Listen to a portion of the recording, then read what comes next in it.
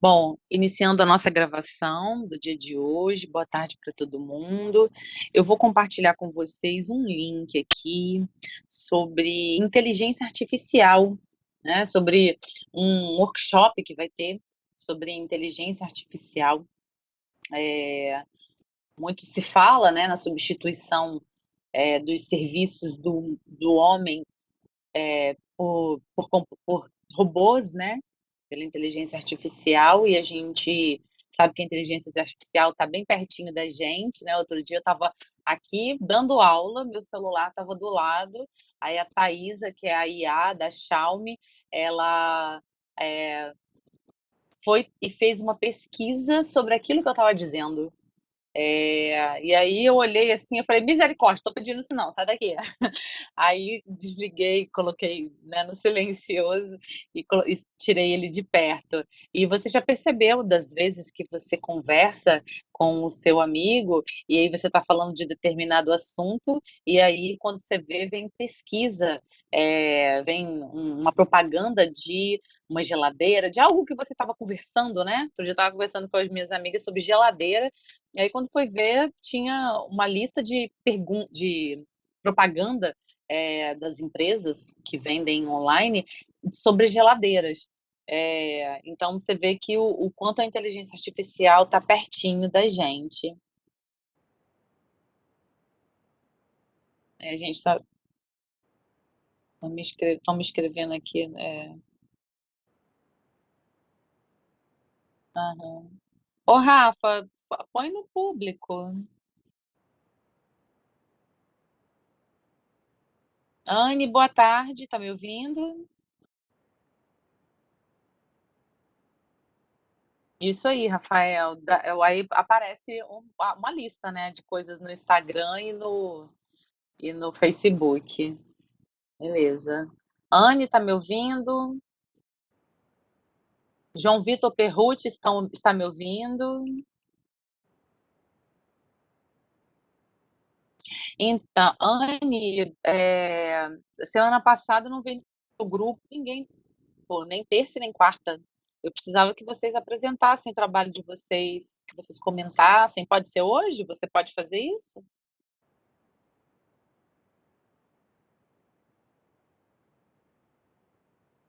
Você não está em casa? Tá, mas você não tem o trabalho no e-mail, que seja no seu celular?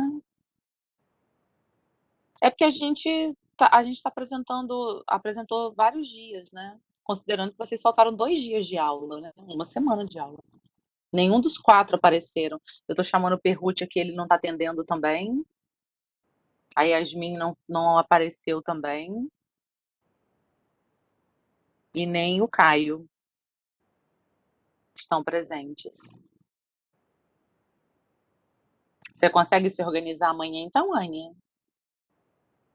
E apresentar? Porque, assim, eu preciso que vocês apresentem o trabalho, fale dele, né. Tá, que não seja hoje, mas pode ser amanhã, Anne? Você consegue se organizar com o seu grupo e apresentar? Porque só faltou vocês. Então tá bom, obrigada, Anne. O Samuel, você perguntou se era para entrar nesse link. Não precisa de entrar agora, é só eu estou compartilhando uma informação com vocês de uma de um workshop, né, que vai ter sobre inteligência artificial. Quem está promovendo é a Vale. Vocês tiveram palestra com aquela minha amiga, que é da inovação da Vale.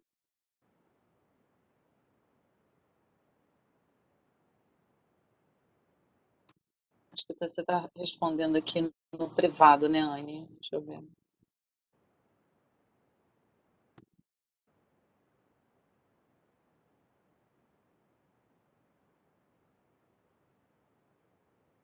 Tá, você não consegue fazer 7h10 da manhã, né? Tá.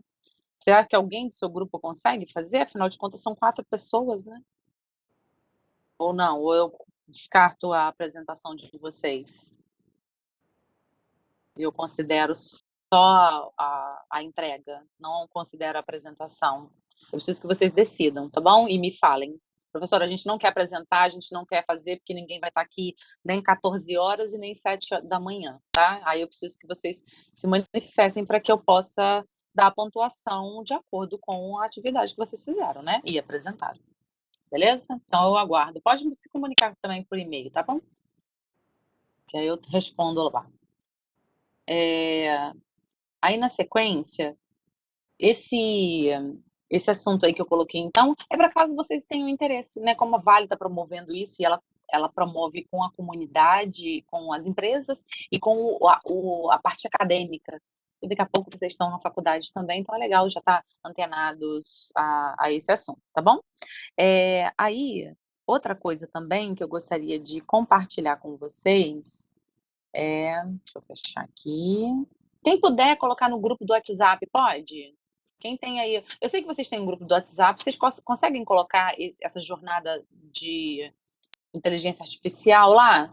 Caso os colegas que não puderam comparecer na aula hoje, eles entram, eh, eles entram na próxima pelo WhatsApp, tá bom?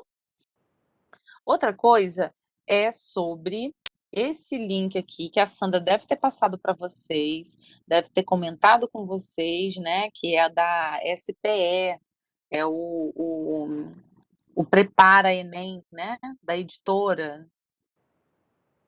É o Prepara Enem, né, com um professor de física aqui, um famosinho, né, e uniram outros professores da área das ciências da natureza, então os professores de química e os de ciências biológicas. E eles fizeram essa live ela tem 1h20, mas vocês estão acostumados tudo a ouvir também em 1h30, né, o vídeo aí acelerado. Você gasta pouco tempo e é legal porque tem algumas dicas legais. Dentre elas, assim, eles colocam algumas perguntas que têm algumas palavras que são pegadinhas, eles enfatizam a questão do TRI, né, que é aquela teoria da de resposta ao item, aquele que é do Enem, né, que vocês já conhecem, alguém já deve ter falado para vocês sobre isso, que é uma forma do Enem ele corrigir as questões de vocês, né, alunos, de quem faz a prova. Sempre pensando naquela questão de não ter o chute. Porque o chute, eu não sei se vocês lembram, se vocês chegaram a ver algum assunto desse tipo, era muito comum a gente ver em alguns vestibulares disputados, inclusive, pessoas que nem tinham feito o ensino médio direito, né, fez mal, entrando. Então, teve um analfabeto, era comum a gente ver assim, um analfabeto passa na prova, né, da Federal X. Mas por quê? Porque ele chutou. Então, era uma forma de criticar como a gente fazia a seleção para entrada nas universidades. E com a TRI, isso já não existe mais. Você vê que, às vezes, você acerta o mesmo número de questões que o seu colega e você tira uma nota diferente da dele. Por quê? Porque no final eles colocam esse algoritmo, né, para correção. Então, o que é importante que você saiba sobre esse algoritmo? Que as provas, elas têm questões em diferentes níveis. Então, eu tenho questão no nível fácil, no nível médio e no nível difícil. E como que eles elaboram, estipulam isso? O que é uma questão fácil? O que é uma questão média, né? Então, ao final da prova, eles observam assim se a maioria acertou aquela questão. Aí eles consideram, sei lá, 1 milhão de alunos. Aí eles consideram que, sei lá, vamos supor que 70% acertou aquela questão. Aí eles consideram como uma questão fácil. Se for uma questão que 50% acertou, né, desse 1 milhão aí eles consideram como uma questão de nível médio. E se for abaixo desse número, eles consideram como uma questão difícil. Então, assim, não adianta você acertar uma questão difícil e errar uma questão fácil, que aí eles entendem que você chutou. E aí você perde ponto, sacou? Então, garantam as questões fáceis, né, para que vocês possam ter uma pontuação melhor. Então, para você se dar bem nas questões fáceis, estudem bastante os conceitos, né. Então tem conceitos que são de extrema importância para um aluno de ensino médio saber. Aí eu falo assim, né, no geral, mas eu posso responder pela biologia. Assim, é importante que você saiba conceito, sim. Por quê? Porque às vezes no enunciado venha uma informação que é equivocada. Então, por exemplo, teve uma lá até que eles comentaram nessa live aí, eh, falando que o código genético da bactéria do lado trigo, ele foi desvendado. Tá, código genético. Quando você estudou código genético, você estudou que ele é universal. Estão me ouvindo, gente? Estão me ouvindo? Só fala aí direitinho, que como eu tô falando há muito tempo sozinha. Valeu, Alan. Obrigada, Samuel. Valeu, Marcos. Marcou. É, o código genético, ele é universal. Isto é, ele é igual para todos os seres vivos. Todos os seres vivos, a gente já estudou isso. A gente viu que tem 64 tipos de aminoácidos, né, que estão codificados lá, né, a partir do RNA, que faz a leitura do DNA, né, aí vem o RNA transportador, e aí vem o DNA ribossômico, que vai fazendo, né, aí o tradutor vai fazendo a tradução. É, logo, as trincas, os códons que são produzidos, eles vão formar aminoácidos. E eu tenho vários aminoácidos juntinhos para formar um polímero, né? Esse polímero é uma proteína, um monte de coisas pequenas, né? É igual aquela bala quando você era criança, não sei se você tinha aquela bala, ou se era eu quando era criança, tinha uma balinha que era de carretilha, né? Vinha um monte de balinha grudada uma na outra. E aquilo é um polímero feito, né, de subunidades. Então, o código universal, o código genético, ele é universal, né? Ele não vai se diferenciar nos seres vivos. O que vai ser diferente é o genoma. Então, numa das questões lá, teve esse erro aí, falando que o código genético, o código genético da bactéria tal, foi desvendado. Isso aí a gente já sabe que foi, né? O que a gente talvez não conheça é o genoma, né? O genoma é o conjunto de genes daquele indivíduo. Igual a gente ouviu falar no início da pandemia. O que a gente ouviu falar no início da pandemia sobre genoma? Me lembra aí. A gente falou bastante sobre isso.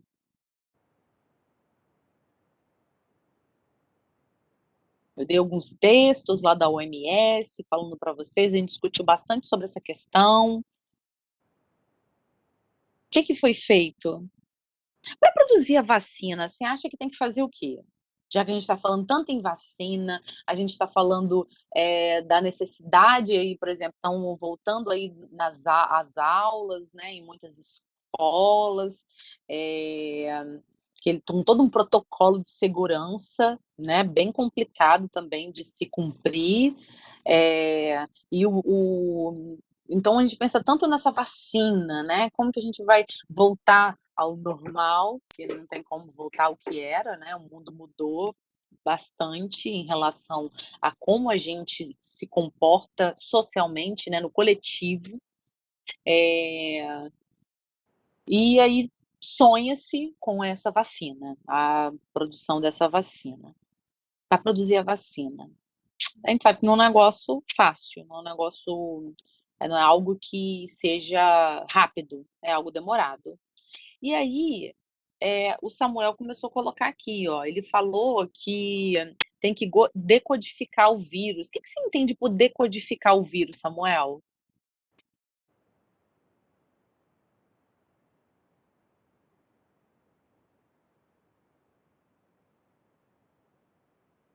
Isso, é verificar o DNA, né, o material genético dele, né, no caso dele aí o RNA, e isso, fazer o sequenciamento, é você descobrir qual seria o genoma dele. Então, há até um grupo de cientistas liderado, né, por cientistas mulheres aqui no Brasil, conseguiu decodificar, né, o genoma desse vírus em 48 horas, né? Saiu em algumas revistas científicas.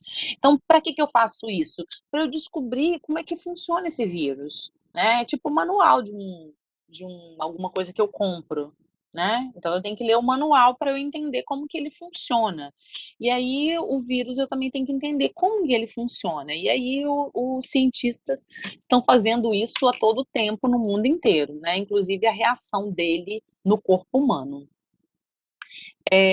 Então seria isso, levantar, né, verificar o genoma do vírus. Beleza. Então, cuidado com os conceitos, tá? O conceito tem que estar tinindo aí na ponta da língua. Em se tratando de conteúdo, o que cai nas provas de ciências biológicas, né? Ciências da natureza e dentro das ciências biológicas, da parte da biologia. Até o presente momento, a gente viu isso lá no início do ano, né? Eu estou só repetindo porque Sandra pediu para eu enfatizar esse Prepara Enem com vocês. Esse assunto é, cai em relação à biologia. O que eu coloquei lá no início do ano que cai? Que cai bastante, é o que caiu até hoje, né? É o que caiu em maior quantidade. A gente pensar numa porcentagem, o que mais caiu é, caiu em biologia, ecologia, ecologia. Primeiro vem ecologia, depois vem a parte de citologia.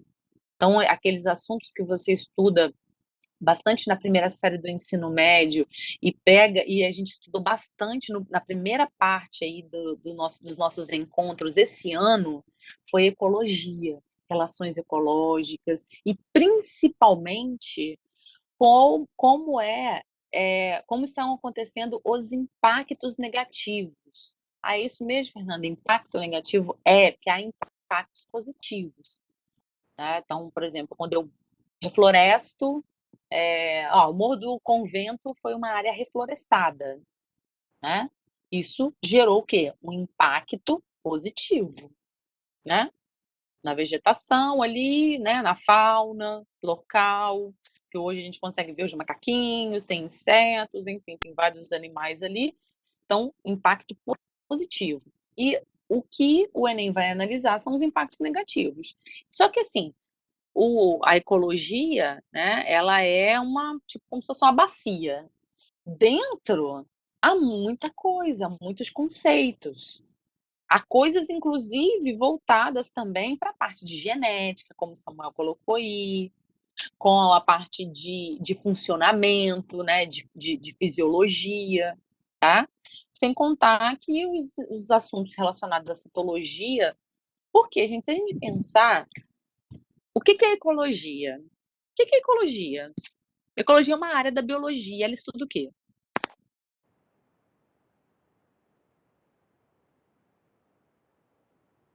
Sem ficar pesquisando em Google, hein? Vamos entender direitinho. Logia eu sei que estudo. E ecos? Voltada para o meio ambiente, Samuel falou. Só tem Samuel na sala, mais ninguém? Luiz, Samuel, só? Cadê o restante da galera participando? Deixa para dormir depois, gente. 10 para as 3 acaba a aula e vocês vão dormir. Isso aí, Marco, tem a ver com a biodiversidade, estudo do meio, Rafael. A Bruna falou, ó, olha o que a Bruna colocou, relação entre o biótico e o abiótico. Isso aí, isso aí. Tem a ver com a vida em comunidade. Quando você fala em comunidade, você está falando de ser humano, Alan? Porque a biologia, essa relação do humano e viver em sociedade não é um estudo da biologia. Mas se fosse, você pensou na comunidade dos seres vivos, tudo bem, tá? Beleza. Porque aí é a parte social, né? É a parte da sociologia. Se for ao ensino, a parte da comunidade. Beleza, beleza. Aí eu poderia falar, assim, que é o estudo do ecossistema, né, que aí eu junto o que Bruna falou, que Bruna disse que é a relação, entre os fatores bióticos e os abióticos do meio, né, como esses fatores se interagem. Lembrando que nós fazemos parte do biótico, né, e aquilo que a gente constrói também faz parte do abiótico. Então, nós e todos os outros seres vivos somos fatores bióticos, somos seres vivos. E os fatores abióticos? Aí tem temperatura, tem a pressão, tem o calor, né? Que é a temperatura, é, tem o solo, a água, os gases presentes na atmosfera. Então, esses fatores aí, a gente depende deles e esses fatores estão interagindo conosco, com todos os seres vivos. Só que a gente não pode esquecer que os fatores antrópicos, isso foi o primeiro dia de aula que eu dei para vocês. Os fatores antrópicos, eles são inseridos nisso. Então, é, as casas que nós construímos, as estradas, as pontes, tudo que a gente constrói, tudo que tem a mão humana, né, de construção, também é considerado meio ambiente, tá? Num conjunto. Então, o meu quarto nesse momento é meu meio ambiente. Aonde você está agora, esse é meio ambiente, ok? E o, qual é a relação do humano com o meio? A gente sabe que o humano, ele impacta, eh, positivamente, né, então uma das formas da gente estudar, a gente está estudando agora, estamos discutindo sobre, meio ambiente, sobre outro dia a gente falou sobre queimadas, né, sobre todo o impacto negativo que ocorre em queimadas no Pantanal, na Amazônia, vocês já viram vídeos sobre isso.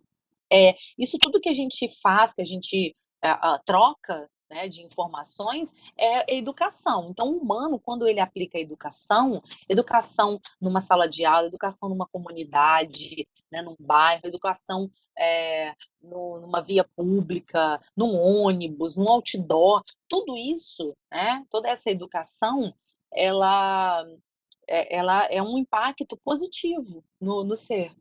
Concordam comigo? Que é um impacto positivo?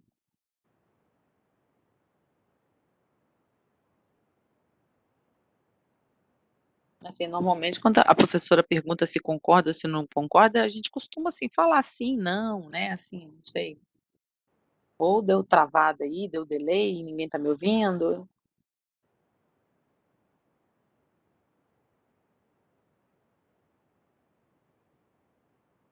Não entendi o que você escreveu não, ô Samuel. Não tá dando pra me ver não? Ah tá, mas tá dando pra me ver sim.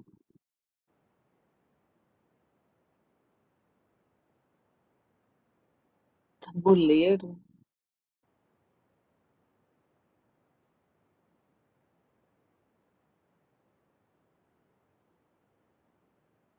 Ô Samuel, você não tá jogando e falando e assistindo a minha aula não, hein?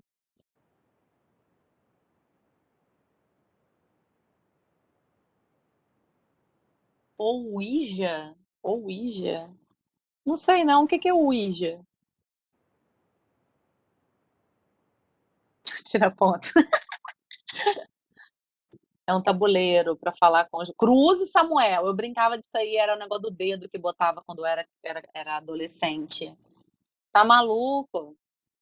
Eu, hein, morro de medo dessas coisas, garota.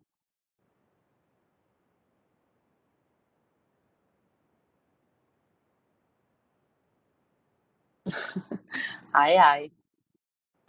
É...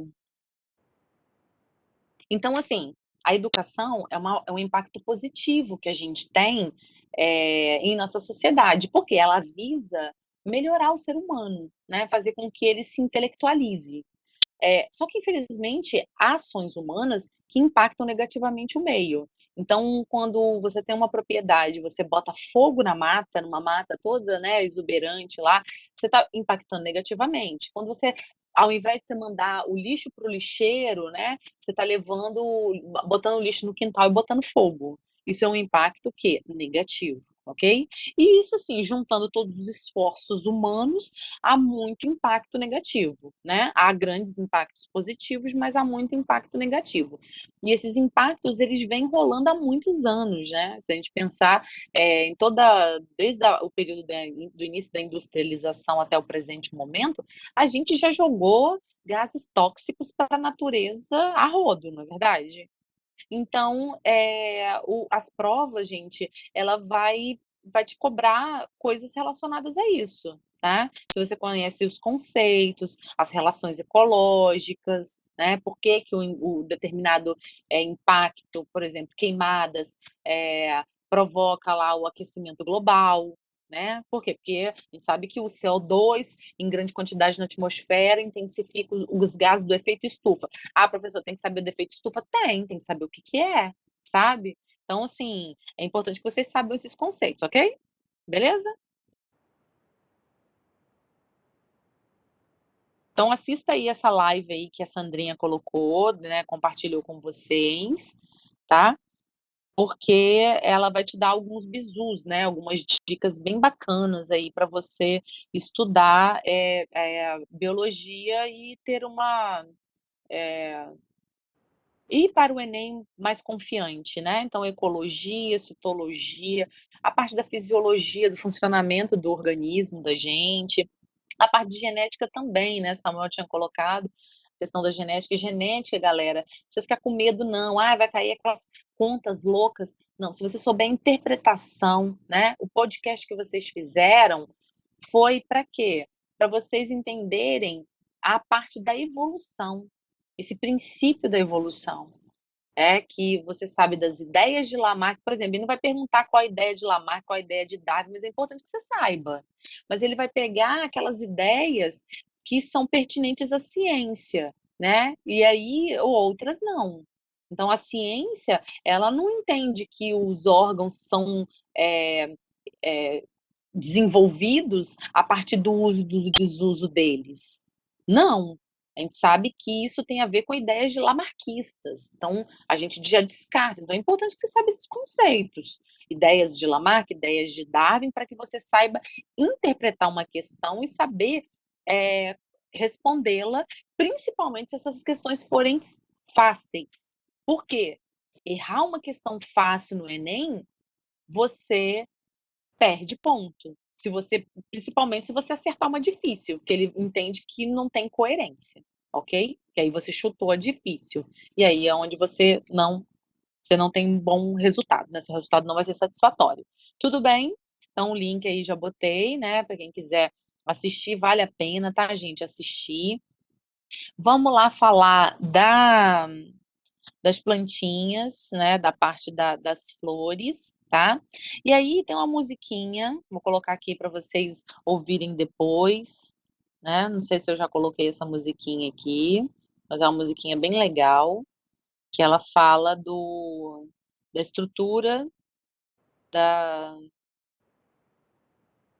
das angiospermas, né? Que são as flores, beleza? Então a parte masculina, a parte feminina, beleza?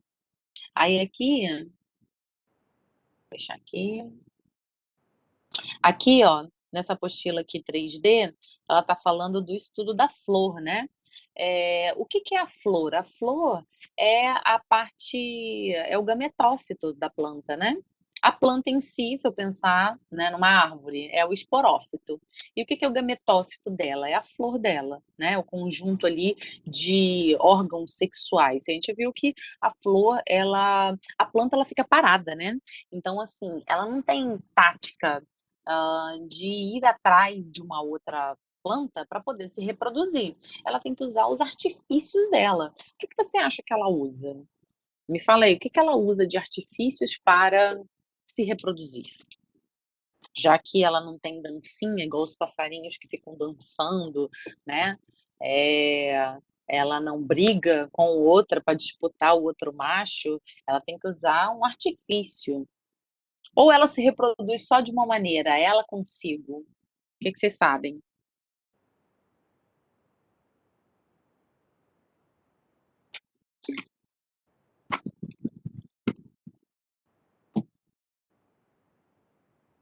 Samuel disse que atrai polinizadores que vão espalhar os gametas. Beleza. Toda planta vai ter pólen.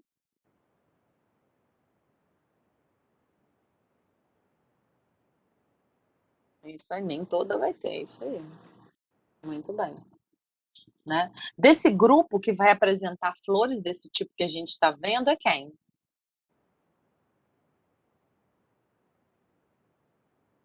Angiosperma, isso aí, Samuel, muito bem. E aí as angiospermas, lembrando que as gimnospermas, elas também apresentam uma estrutura de flor, que é o estróbilo, tem o estróbilo masculino e o estróbilo feminino, mas essa flor, né, mais primitiva, ela não vai apresentar cores, né, e nem atrativos para os agentes polinizadores. Logo, essa flor, ela vai ser polinizada pelo vento, ok?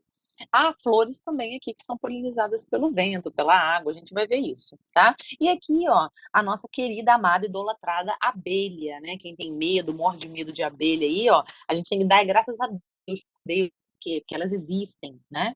E elas são atraídas pelas flores das angiospermas, porque elas são coloridas, elas oferecem também um néctar, né? Que é um líquido açucarado, que atrai e, consequentemente, faz com que esses animais, eles também se sujem com o pólen das plantas e passem de uma planta para outra, né? Lembrando que a abelha precisa desse pólen também para poder produzir o mel, ok? A gente está muito quente hoje, misericórdia.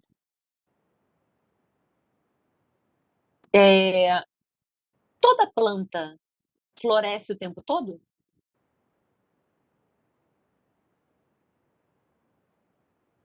E o que faz florescer, então? Toda planta tá do mesmo jeito o tempo todo, gente? Tipo você também, você tá de toda vez que você tá do mesmo jeito? Então, por exemplo, meninas, vou chamar vocês, né? Eu queria uma participação mais ativa das mulheres nessa minha aula, hein? Amo a participação de Samuel, de Luiz, né? A Bruna participa de vez em quando, mas eu gostaria que tivesse mais ativo aí das meninas, hein? Meninas, vocês menstruam o tempo todo? Vocês ovulam o tempo todo? Aliás, toda menina de qualquer idade menstrua? Deus me livre mesmo, né, Bruna? O trem complicado, né? Gente, só sendo mulher, né, para entender isso. E aí, sim ou não? Não, né? Ninguém menstrua o tempo todo, ninguém ovula o tempo todo. A mulher não fica grávida o tempo todo, né? E o que faz com que ocorra a menstruação, a ausência dela, né? O que faz ocorrer a primeira menstruação, que é na puberdade? Quais fatores que envolvem esses assuntos? Alguém saberia, além da Bruna? Hormônios, isso aí, Bruna. Muito bem. Os hormônios sexuais, né?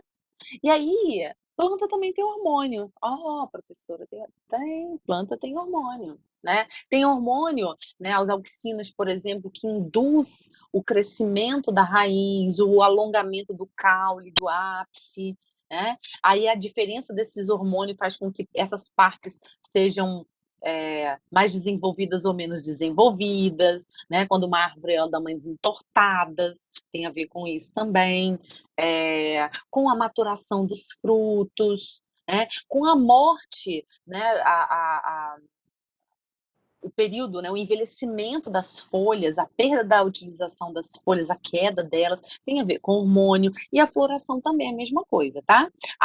Plantas possuem fito-hormônios, né? Fito vem de plantas, né? Então, fito-hormônios. Então, aqui, por exemplo, tem um hormônio chamado de giberelina, ele que é responsável pela floração de um vegetal. Tudo bem? O que que é a flor, né? Vamos entender essa flor que você já deu para os outros de presente, já deu para a mãe, já deu para a namorada, para o namorado também. Há homens que recebem flores, há mulheres de atitude que amam dar flores também, né?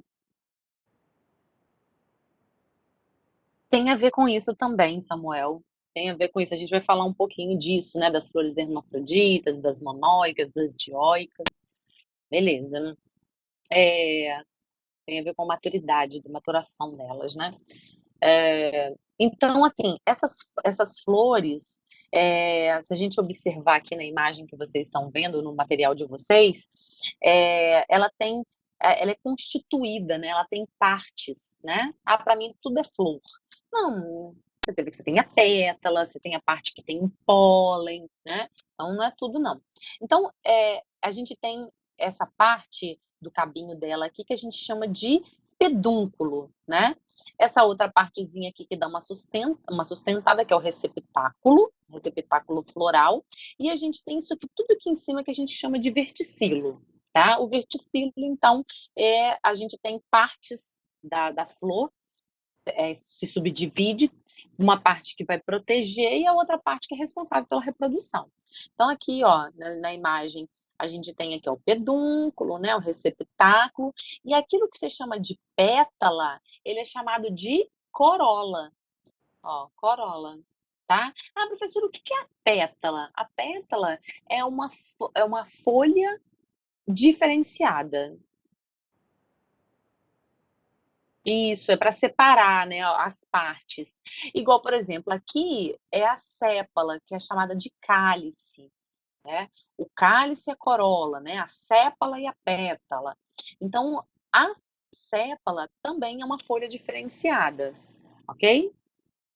São folhas diferenciadas. E aí, essa parte de cima aqui que é a estrutura reprodutiva. E perceba que a gente tem a estrutura reprodutiva masculina e feminina, né? O conjunto da estrutura feminina é chamada de gineceu. E o da masculina, androceu. Tá na musiquinha aí que eu mandei para vocês, depois assiste. Né? Ele fala assim: a parte feminina vai, gineceu, estame poliniza, vai. E aí, enfim, né? A música é longa, né? Não vou cantar aqui também, que a minha voz de taquara é rachada.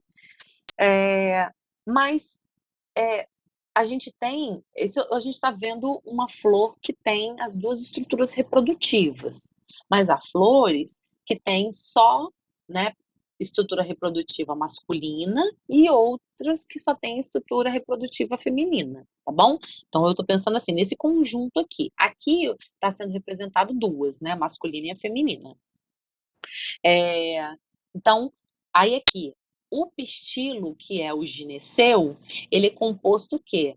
Pelo ovário. Planta tem ovário, professora? Tem ovário. Tanto que, às vezes, quando você come fruta, dependendo da fruta, goiaba, por exemplo, é um ovário desenvolvido, né? Então, tem ovário, e aí tem o óvulo aqui dentro, né?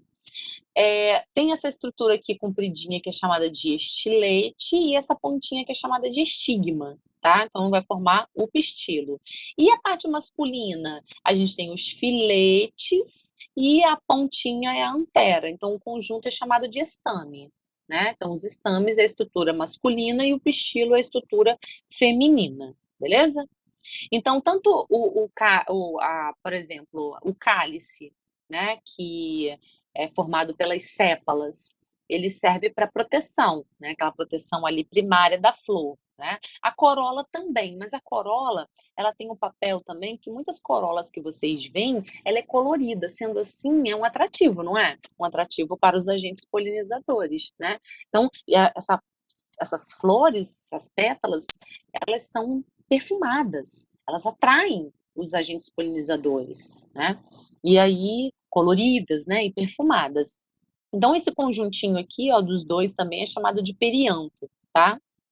É... E aí, cada flor, ela vai ter uma estrutura, tá? Então, em relação, por exemplo, à presença ou ausência de cálice e corola. Então, a gente tem aqui as aclamídeas, que não vão ter essa estrutura, nem cálice, nem corola. É bem comum aí nas gramíneas. As monoclamídeas, que eu vou ter ou vão ter cálice ou vão ter corola. né? As diclamídeas, que vão ter os dois, ó, você vai ver o cálice aqui das sépalas e a corola, das pétalas. As holoclamídeas, que você não consegue diferenciar o que é cálice e o que é corola, porque elas são da mesma cor, então exemplo aí o lírio, mas tem o mesmo papel, né? Continua sendo cálice e corola. E as heteroclamídeas, quando você consegue diferenciá-las, né? Principalmente porque elas têm cores diferentes, igual você está vendo aqui, beleza? Aí a gente tem os números de verticilos, né? Que são o número aqui, por exemplo, dessas estruturas. Então, quando eu tenho o mesmo número de cálice e corola, no caso assim, três cálice, né? E três corolas, a gente fala que são trímeras, né? A flor é trímera. Os dois, o Samuel, são folhas diferenciadas. O cálice, ele tem a função de proteção. A corola também, mas a corola é que normalmente é colorida. Sendo assim, ela é um fator de atração para os agentes polinizadores, tá? Porque ela chama atenção. Tudo bem?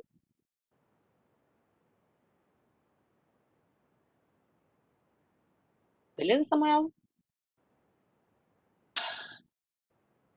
Então, no caso aqui, tem as dímeras também, que elas vão ter só duas peças, né, por verticilos, ocorre também nas eudicotiledôneas. É trímera, né, quando tem aqui três pétalas, né, três corolas e três sépalas, que são três cálices, são as trímeras, e tem as tetrâmeras, que é também comum nas eudicotiledôneas, que aí vão ter quatro estruturas aqui, ó, quatro pétalas, né, ou múltiplas, e sépalas também, né, que é no caso que é o cálice. E as pentâmeras, que vão ter mais de cinco, né, cinco ou mais verticilos, beleza? A simetria, ela pode ser radial, né, onde eu consigo fazer uma separação aqui por meio do raio, né, ou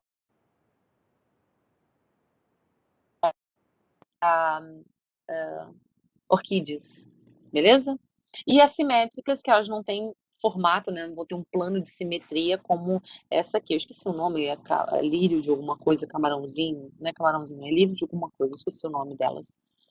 É, e aí você tem aqui, então, a parte do androceu, que é a estrutura reprodutiva masculina. Então, a gente tem o filete e a antera. A antera é onde está disponibilizado o pólen, né? Daqui a pouco vai cair. Qualquer coisa a gente continua amanhã, tá? É, essa antera, ela tem, se a gente fizesse um corte aqui, ó, a gente ia ter a parte do parênquima que a gente viu, como que funciona o parênquima é de preenchimento, né? Tem epiderme e tem os grãos de pólen aqui dentro. Saco polínico, né, cheio de grãos de pólen. Grãos de pólen é o gameta, né, o gameta masculino, que vai levar a informação genética para qual tipo de reprodução? Sexuada. Por quê? Planta pode se reproduzir assexuada. Exemplo, aquela folhinha que você pega e planta